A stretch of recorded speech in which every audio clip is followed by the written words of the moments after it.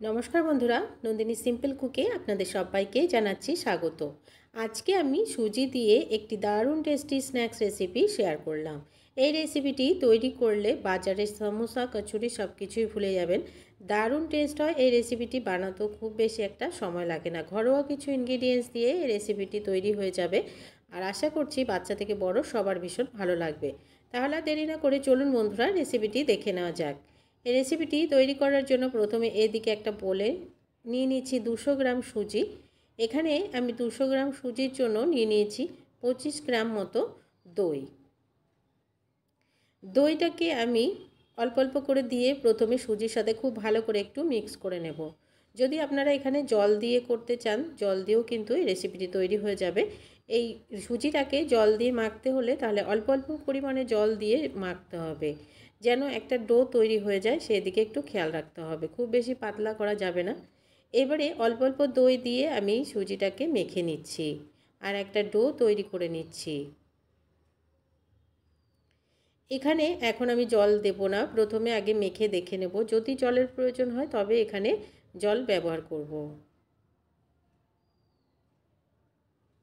যেমন করে আমরা রুটি খাওয়ার জন্য আটা তৈরি করি বা আটা মাখি, ঠিক সেইভাবেই এই সুজিটাকেও একটা ডোতে তৈরি করে নিতে হবে। তো দেখুন হাতে নিলে একটু হার্ড লাগছে, তো আমি এখানে যে বাটিতে আমার দই ছিল সেই বাটি মেপে 1 চামচ মতো এখানে জল দিয়ে দিচ্ছি। বাটিটা ধুয়ে জলটা দিলাম যাতে দইটাও চলে যায়। এবারে খুব ভালো করে মেখে নিলাম। তো দেখুন একদমই সফট একটা ডো তৈরি হয়ে গেল। এবারে ঢাকা দিয়ে রেখে দিচ্ছি কিছুক্ষণের জন্য। এবারে এদিকে আমি 2টো সেদ্ধ আলু নিয়েছি। আলুগুলোকে আমি একদমই স্মুথ করে গ্রেট করে নেব। প্রথমে আলুগুলোকে অবশ্যই একটু ভালো করে স্মুথ করে মেখে নিতে হবে, যেন কোনো রকম দলা না থাকে। গ্রেট করে নিলেও হবে, এছাড়াও মেখে নিলেও হবে। আলুগুলোকে খুব ভালো করে ম্যাশ করে নিয়ে এবারে দিয়ে দিচ্ছি কুচনো পেঁয়াজ। এখানে ছোট সাইজের 2টো পেঁয়াজ দিয়ে দিলাম। দিয়ে দিচ্ছি হাফ টিস্পুন থেকেও কম একটু লবণ। দিয়ে দিচ্ছি 1 teaspoon chilli flakes. Chilli flakes যদি না দেন তাহলে এখানে 1 টিস্পুন লঙ্কার গুঁড়োও দিতে পারেন। দিয়ে দিলাম চাট মশলা আর দিয়ে দিচ্ছি কাসুরি মেথি। কাসুরি মেথিটাকে আমি হাতে ভেঙে দিয়ে দিলাম। এবারে খুব ভালো করে মেখে নিতে হবে। আর যে আলুটা ব্যবহার করবেন, আলুটা সেদ্ধ করে জলটা অবশ্যই ভালো করে ঝরিয়ে নিতে হবে। এবারে এদিকে ডোটা 10 মিনিট ঢাকা দিয়ে রেখে দিয়েছিলাম। ডোটা একদমই রেডি হয়ে গেছে। এবারে এখানে দিয়ে দিচ্ছি 2 চামচ মতো ময়দা। খুব বেশি দেওয়ার প্রয়োজন নেই, এই চামচ মেপে আমি 2 চামচ এখানে ময়দা দিলাম শুধুমাত্র বাইন্ডিংয়ের জন্য, তাহলে মাখাটা আরও ভালো হবে। এবারে দিয়ে দিচ্ছি আর অল্প পরিমাণে লবণ। যেহেতু আমরা একবার আলুতে লবণ ব্যবহার করেছিলাম, তো এখানে লবণটা একদমই বুঝে শুনে দিতে হবে। এবারে আরও 1 টিস্পুন আমি জল দিয়ে খুব ভালো করে সুজির সাথে ময়দাটাকে মেখে নিচ্ছি। এখানে ময়দার পরিমাণে আটাও দিতে পারেন ময়দার পরিবর্তে। এবারে খুব ভালো করে মেখে একটা ডো তৈরি করে নিলাম। এবারে এই ডো থেকে আমি বড় বড় সাইজ করে 2টো লেচি কেটে নেব। একটু বড় সাইজ করে লেচিগুলো কেটে নিয়ে এবারে বড় করে একটা রুটির আকারে তৈরি করে নেব। অল্প পরিমাণে একটু একটু আটা দিয়ে একটা রুটি তৈরি করে নিচ্ছি।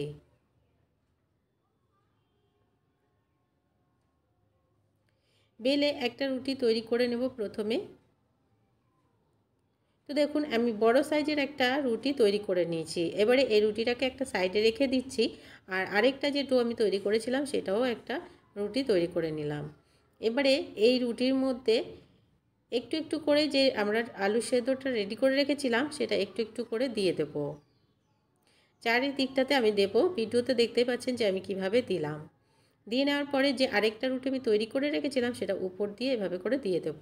দিয়ে হাতের সাহায্যে একটু সবগুলোকে ডিজাইন করে নেব প্রথমে। দিয়ে এবারে কেটে নেব একটা ছুরির সাহায্যে।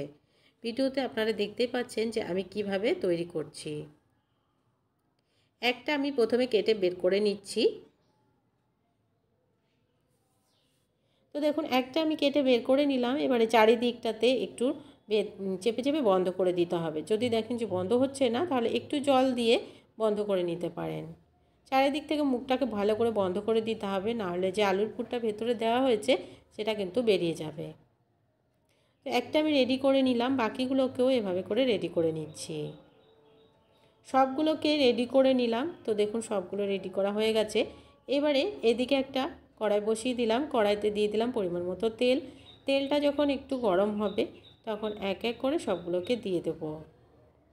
এখানে আমি একটুখানি ময়দা দিয়ে চেক করে নিলাম যে তেলটা গরম হয়েছে কিনা। তো দেখুন ভেজে উপরে উঠে এসছে, এর মানে গরম হয়ে গেছে। এবারে গ্যাসের ফ্লেমটাকে লোতে রেখে এক এক করে দিয়ে দিচ্ছি। আর একদমই গ্যাসের ফ্লেমটাকে লোতে রেখে হালকা আঁচে এগুলোকে দু পাশটা উল্টে পাল্টে গোল্ডেন ব্রাউন করে ভেজে নেব। ওই পাশটা একটু ভেজে নেওয়া হয়ে গেছে, এবারে আমি উল্টে দিচ্ছি, এই পাশটাকেও একটু ভেজে নেব।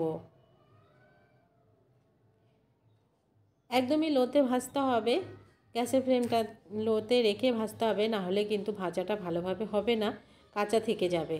খুব ভালোভাবে দুই পাশটাকে দেখুন গোল্ডেন ব্রাউন করে ভেজে নিয়েছি, এগুলো একদমই ভেজে নেওয়া হয়ে গেছে। এবারে আমি এগুলোকে নামিয়ে নিচ্ছি, বাকি আরও যেগুলো আছে সেগুলোকেও ভেজে নিয়ে ফিরে আসছি। এগুলো দেখে বুঝতে পারছেন কতটা সুন্দরভাবে ভেজে নেওয়া হয়ে গেছে।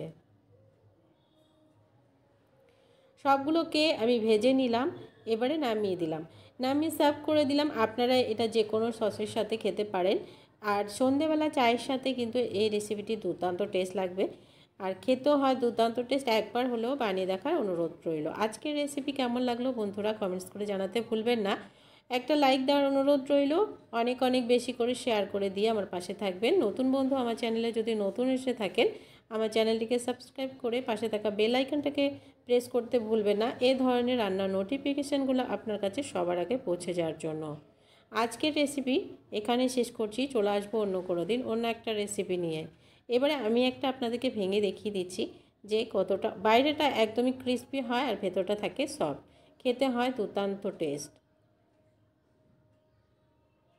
তো দেখে বুঝতেই পারছেন কতটা লোভনীয় দেখতে হয়েছে। সুজি দিয়ে এই রেসিপিটা একবার হলেও বানিয়ে দেখতে পারেন। আজকের মতন এখানে শেষ করছি, সবাই ভালো থাকবেন, সুস্থ থাকবেন, টাটা।